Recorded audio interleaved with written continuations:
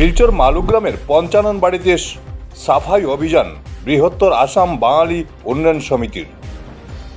শিবরাত্রি উপলক্ষে শিলচর মালুগ্রামের ঐতিহ্যবাহী পঞ্চানন বাড়িতে শনিবার সাফাই অভিযানে নামে বৃহত্তর আসাম বাঙালি উন্নয়ন সমিতি। সংবাদ মাধ্যমে সমিতির আহ্বায়ক প্রবাল পাল চৌধুরী বলেন, মহাশিবরাত্রি উপলক্ষে প্রতি বছর মালুগ্রামের পঞ্চানন বাড়িতে ভক্তের ঢল নামে, তাই তারা মন্দির চত্বর পরিষ্কার রাখতে এই প্রয়াস হাতে নিয়েছেন। সাফাই অভিযানে অন্যান্যদের মধ্যে উপস্থিত ছিলেন প্রসেনজিৎ ভট্টাচার্য, ভাস্কর দাস, অরুণ শুক্লবদ্ধ, মিন্টু দাস, পিঙ্কু ঘোষ সহ অন্যান্যরা।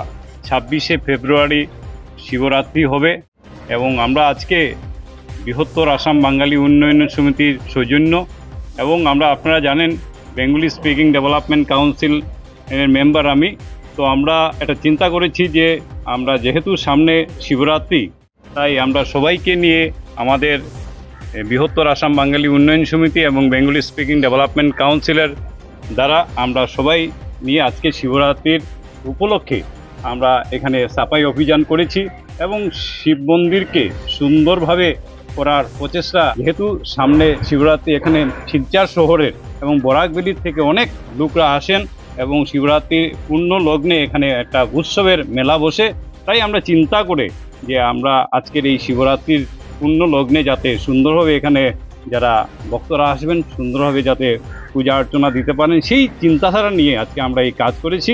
তো আগামী দিনে আরও কিছু জায়গাতে আমরা কাজ করব। বৃহত্তর মালুগ্রাম অঞ্চলের অত্যন্ত প্রাচীন, প্রায় 500 বছরের পুরানো এই শিব মন্দির। এই শিব মন্দিরে আজকে আমরা প্রায় 1.5-2 ঘন্টা একটা সাফাই অভিযান করলাম। মন্দির বানালে শুধু হবে না, এটার সাফাই অভিযানেরও দরকার। তো আমরা প্রায় সময় এইভাবে করে থাকি সামাজিক দায়বদ্ধতা মেনে। তো আজকে আমরা এই রোববারে আমরা মালুগ্রাম অঞ্চলের পঞ্চানন শিববাড়ি করেছি। সামনের রোববারে হয়তো আমরা আরেকটা মন্দিরে যাব। আমরা চেষ্টা করব এভাবে শিবরাত্রির আগে যাতে সুন্দর সুষ্ঠুভাবে দর্শকরা এবং যারা আছেন সবাই এসে আনন্দ উপভোগ করতে পারেন। Bureau report, Barak vision.